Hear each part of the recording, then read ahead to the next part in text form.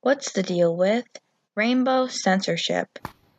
How has LGBT content been targeted throughout history? Well, Sappho was a Greek poet on the island of Lesbos from which we get the term lesbian in 570 BC. She wrote about her love for women in every sense of the term. It probably wasn't until the 14th century, though, that her work was targeted, as Plato loved it, but the Roman Catholic and Byzantine churches hated it. They had her work destroyed or censored, so that much of what lives on today is only fragments of her 9 volumes. Unlike Sappho, Walt Whitman's poetry lives on as a whole. But like Sappho, it too was censored for gay and sexual imagery. The true nature of this imagery is still debated today, though. Whitman also had to deal with the repercussions of losing his job due to the nature of his writings, which led him to self-publishing his book, Leaves of Grass. It is now considered one of the most important collections of American poetry. Oscar Wilde, known for his flamboyant aesthetic as well as his conviction and later imprisonment on charges of homosexuality, is another well-known censored writer. His book, The Picture of Dorian Gray, was actually used against him at his trial as proof of his sexuality.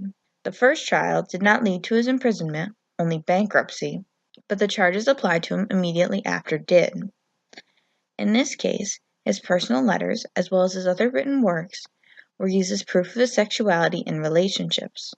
Wilde died poor and in exile 3 years after his sentence ended.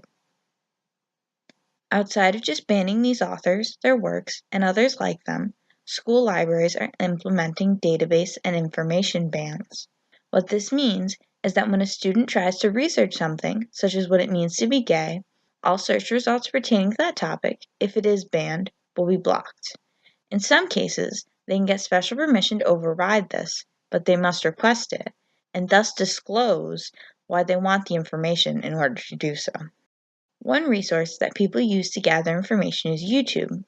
Here you can find personal stories of people's journeys within the rainbow community, as well as other topics.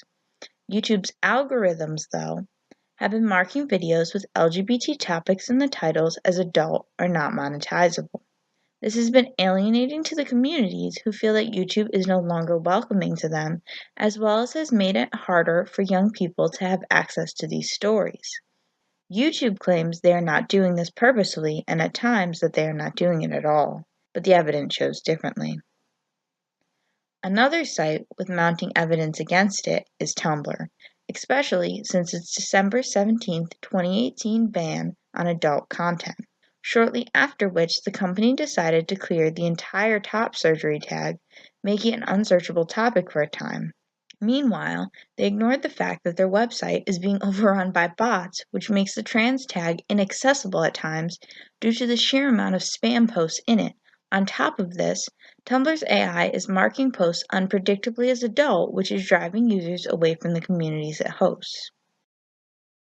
While Tumblr, YouTube, and other social media giants are not LGBT focused, the censorship of such is not limited to them.